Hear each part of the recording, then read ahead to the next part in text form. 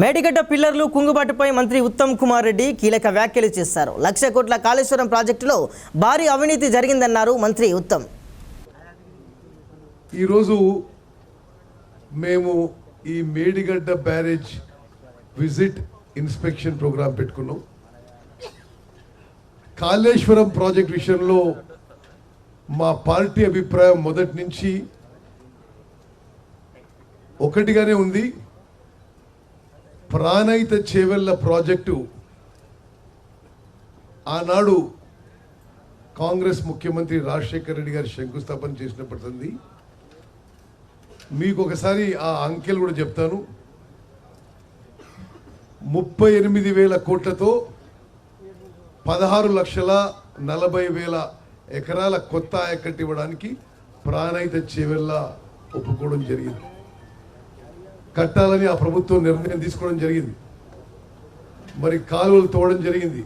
ఆ బ్యారేజ్ విషయంలో, ఆ హైట్ విషయంలో మహారాష్ట్రలో జరగబోయే కొద్దిపాటి ముంపుకి ఆ ప్రభుత్వంతో అక్కడున్న ప్రజలతో చర్చలు జరుగుతున్న సందర్భంగా ప్రభుత్వం మారింది. కాంగ్రెస్ ప్రభుత్వం వచ్చిన కొత్తలో అదే ప్రాజెక్టు నిర్మాణం చేయాలనే ఉద్దేశంతో ముందుకు పోయింది. వాళ్ళు కూడా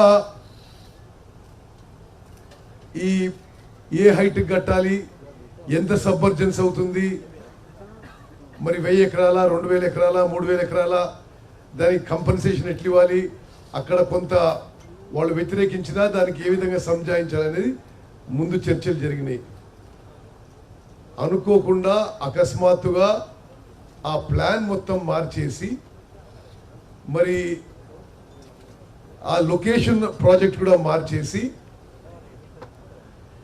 మేడిగడ్డ దగ్గర మరి ప్రాజెక్టు యొక్క లొకేషన్ మార్చేయడం జరిగింది. మార్చేసి ఆనాడు ఒక బ్యారేజ్ తుమ్మడిగట్ట దగ్గర అనుకుంటే మరి ఇక్కడ మేడిగడ్డ, సుందారం, సుందిల్లా, అన్నారం 3 బ్యారేజ్లు, లిఫ్ట్లు, మరి పెద్ద ఎత్తున ప్రాజెక్ట్ కాస్ట్ పెరగడం, మరి గత 10 ఏళ్ల పాటు జరిగిన విషయం మీకు అందరికీ తెలుసు. నేను ఒక విషయం గుర్తు చేస్తున్నా.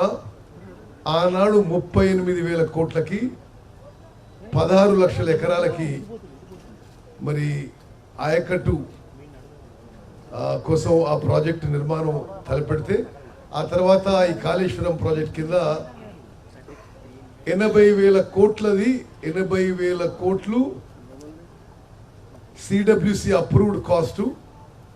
దీని కింద అప్పుడు 16 లక్షల ఎకరాల కొత్త ఆయకట్టు ఉంటే ఇక్కడ 18 లక్షల ఎకరాల ఆయకట్టుకి దీనికి అదనంగా కొంత స్టెబిలైజేషన్ ఆఫ్ ఎస్ఆర్ఎస్పి కింద, నిజాం సాగర్ కింద స్టెబిలైజేషన్ ఆయకట్టు కింద ఈ ప్రాజెక్టు నిర్మాణం మొదలుపెట్టారు. ప్రాజెక్టు మొదలుపెట్టినప్పటి నుండి కూడా మాకైతే ఈ ప్రాజెక్టు నిర్మాణంపై, ఈ ప్రాజెక్టు వయబిలిటీపై, ఈ ప్రాజెక్ట్ యొక్క నిర్మిస్తున్న తీరుపై ఆనాటి మేము ప్రతిపక్షంలో ఉండి, నేను పార్లమెంట్లో, అసెంబ్లీలో మన మిత్రులందరూ కూడా చాలా సందేహాలు కూడా వ్యక్తం చేయడం జరిగింది.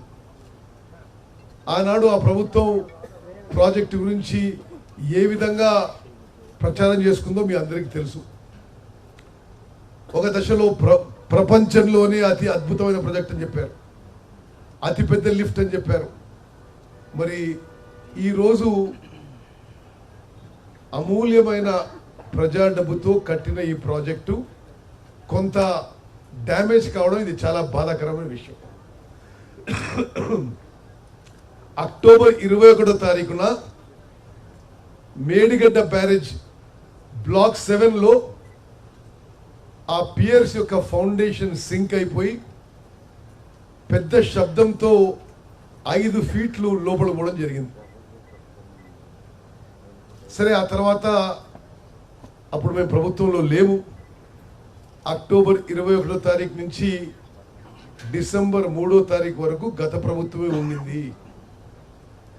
ఆశ్చర్యకరం ఏంటంటే ఆనాటి ముఖ్యమంత్రి, ఇరిగేషన్ మంత్రి అక్టోబర్ 21 నుంచి డిసెంబర్ 3వ తారీఖు వరకు అసలు ఈ విషయం మీద నోరు మెదపలేదు.